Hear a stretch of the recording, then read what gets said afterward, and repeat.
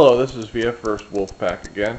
I was aka Black Knight Leader BK777. I was asked to do a proof video to prove that I was, or still am, top first place in Top Gun Hardlock, and was one of the top dog fighters in a TIE Interceptor for the Galactic Empire in Star Wars Battlefront 2. Still pretty good at that in Star Wars Battlefront Renegade Squadron and Elite Squadron. Sort of. Elite Squadron is kind of a bummer. Here it goes. And I've also been asked to show some of my private collection of stuff for Mega Man.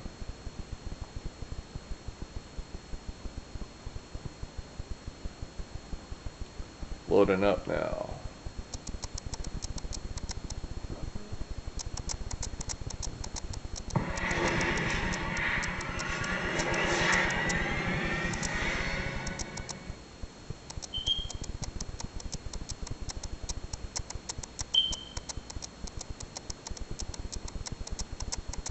That's my favorite company, Northrop Grumman, maker of the F-14 Tomcat. One of the greatest fighter interceptor attack strike craft ever to be created. Not one of the most advanced airframes, obviously, would have to be still the SR-71 Blackbird, just because it reforges its airframe while flying. Here we go, leaderboard. Very first Wolfpack, Position 1.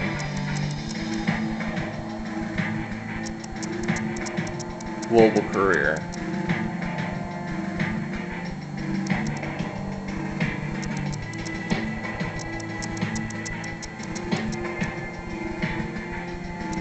Don't have any friends to show on it, unfortunately.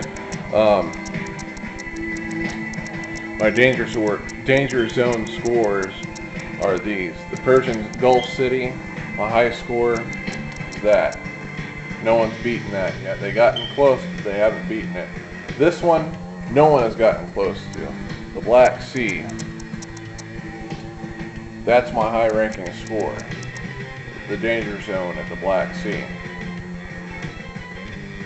Something I'm extremely proud of and very grateful to the Holy Trinity for, because without the Holy Trinity, I would not be a good pilot. I wouldn't be good at anything, both in the digital realm and in the real world. I'm just going to show you a quick glimpse of my blog about my exploits in Star Wars Battlefront 2 and space battles, which I'm very grateful for to the Holy Trinity. Oh, and if you don't have it, get Twitch. That is a very entertaining app for the Xbox 360. I'm pretty sure it's going to be on the PlayStation 4. It shows all these videos of people doing different type of gaming exploits, including just playthroughs, speed runs. Here we go. Chronicles of BK777. Or not, but okay, here we go. We'll try it again. Star Wars Battlefront 2. I've actually contemplated just changing my name to BK777. That's what I'm really known for in the Star Wars Battlefront community. And I really like it. That or maybe Darth Spyro. I'm getting kind of tired of the VF First Wolfpack, especially since no one can read it right. That's my emblem of myself with the TI 154th TIE Interceptor Elite Squadron, the Black Knight Squadron. See, I'm going to just quickly scroll through this. This was the last weekly, ranked number 1. That was my score. Last monthly, oh, those were my kill-death ratios. I'll just show you the one for the overall. I was number 1 monthly. I was normally number 1 monthly all the time, but that was for the last month before all the original games were canceled to be able to be played. Yeah, my kill-death ratio for the last month was 33-1, which means I got 33 kills per 1 death. This was my overall 7th place out of 200,982 other Star Wars fighter pilots.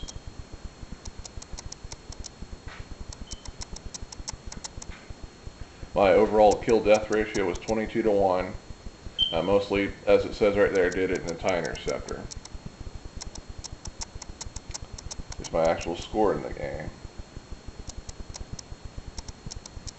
And that's another thing. I actually learned piloting skills from both real-life experience, learning from the books, and from video games. It's very many years of playing flight simulator video games. I actually learned a lot about aviation and flying from a Vietnam United States Navy era fighter pilot. He taught me a lot, and he said I was one of the best in his class, and I should be teaching his class. But overall, I give thanks to the Holy Trinity, because if it wasn't for the Holy Trinity, I wouldn't be able to do any of this. And then here's stuff from Star Wars TIE Fighter. That's absolutely my favorite Star Wars game ever, flight simulator game ever as well. I did extremely well in that, got most of the medals in it. That's my kills in it.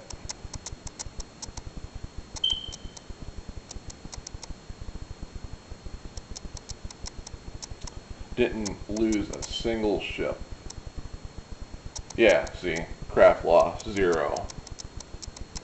Anyway, I'm going to show you my other stuff that's not involving Star Wars. It's mainly going to be my Mega Man collection that my friend has asked me to show you. Well, anyway, he asked me about my artwork that I did for Mega Man Legends 3. This was my concept artwork that I sent to Capcom for a Proto Man in the Mega Man Legends universe.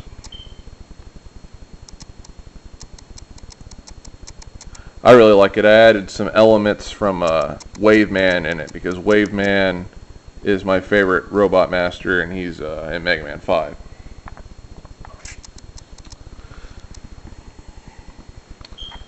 This is a limited edition Skylander Spyro. Only 2,000 of these were ever made. They were handed out to all the reporters that were asked to come to Activision's booth, and this was given away for free. And unfortunately, it's not free for people that want to own it that didn't go. It can go up to $1,000, but I didn't pay anywhere near that much. But it's a very beautiful figurine of Spyro. The only one that's even more rare and cooler than this was the one made for the guy that actually made the series, and it looks just like this, but it's completely made out of etched glass. And there's no way in heck anyone's going to get that unless they steal it. This is a game I've been talking about to one of my friends. Mega Man for the Game Gear, Sega Game Gear. Unfortunately, I can't play it because my Game Gear is damaged. I didn't know that they had really bad conductors inside the Game Gear itself, and they could deteriorate really bad in heat. Not knowing this, I bought it in the summer, and when I got it, it just did not work. But this is a really cool game. This is one of the only Mega Man games ever to be made in the United States, ever. And just like the Mega Man World games, it has a halfway mix between Mega Man 4 and 5 Robot Masters. What I meant to say is it has a mix between two Mega Man games from the original regular NES series. This has Mega Man 4 and 5 Robot Masters. And this can be considered one of the most difficult incarnations of them, because they don't have their... Mega Man does not have an invulnerability field whenever he gets hit, but the Robot Masters themselves do.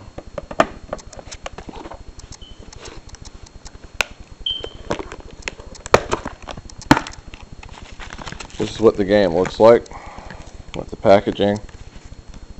It was worth a lot, especially because it also came with the booklet. Very cool booklet. It actually adds to the story.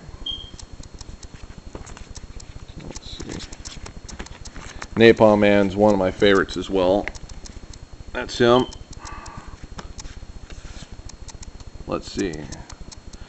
Here we go. Wave Man's also in this. This is, you can see elements of his helmet I was telling you about that inspired me to make Mega Man Legends Proto Man have a helmet similar to that.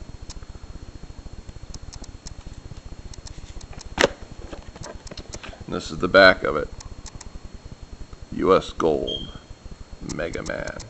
One of the most difficult things about this game, though, isn't that the Robot Masters themselves have an invulnerability field for 3 seconds.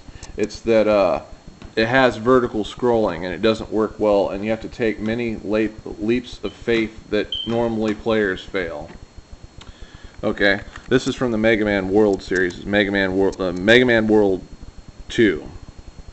They are canon to the regular NES games, and actually there's 2 of them that are considered the most absolute gems of the series, and I have them both right here, and they are very rare collectibles as well. Mega Man World 4, which has Ballad in it, and he's one of the coolest robot Mega Man killers. And Mega Man World 5, which is considered the greatest of the greatest. You can look it up on mmhp.net, the home page of Mega Man. Really cool stuff. This is an extremely fantastic game. It has cutscenes in it and animated sequences. It's very action-packed and doesn't have any of the Robot Masters in it. It has the Star Droids in it. Very cool stuff. Since it's the Halloween season, I do recommend playing Resident Evil for the 7th gen game system, the Nintendo Wii. This is one of the absolute best Resident Evils ever. Or you can play this one. This ties into it too. This is my Mega Man / Capcom collection. I literally have tons and tons of Mega Man and Resident Evil stuff in here.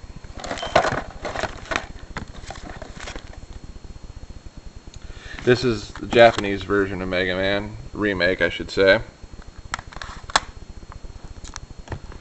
Heck, Neo Geo for the original, sorry, I shouldn't say original, but a remake of Mega Man Power Fighter in Battle. Here it is. This is it by itself without it being a special edition. Mega Man 2, the actual novel. Pretty cool stuff. My favorite character in it, Bubble Man, actually kicks the crap out of Mega Man, which is pretty rare thing to do.